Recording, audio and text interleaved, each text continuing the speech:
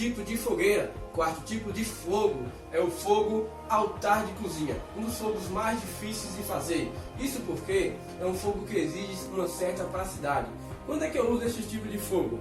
Quando o solo está bastante molhado.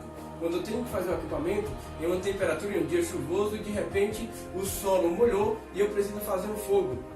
Este fogo altar de cozinha, ele é feito para que você não tenha o fogo diretamente no solo, mas em uma certa superfície para que lhe facilite, para que facilite a vida do cozinheiro, certo? E como é que nós podemos fazer este tipo de fogo?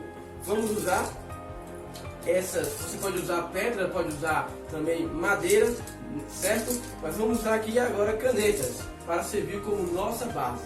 Ó, deixa eu colocar as canetas certinhas aqui.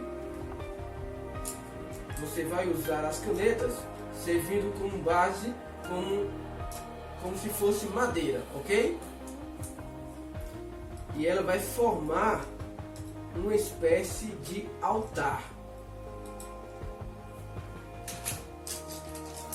Geralmente é usado um barro. Você, já que está tudo molhado, você vai pegar um barro e vai fazer uma camada. Mas para fazer a camada você precisa colocar alguns gravetos, né? Algumas madeiras para poder então colocar o seu barro para criar o seu altar e assim fazer a sua fogueira. É um dos fogos mais complexos para ser feito e é um dos menos usados porque exige uma certa praticidade. Percebeu que fica um altar aqui?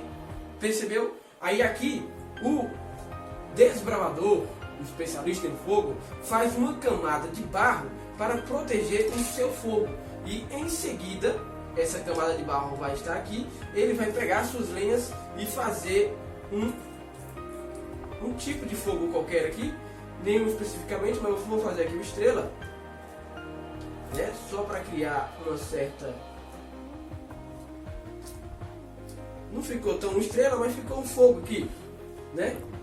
E como é que eu posso usar esse fogo? Ele vai estar num formato como se fosse um cubo.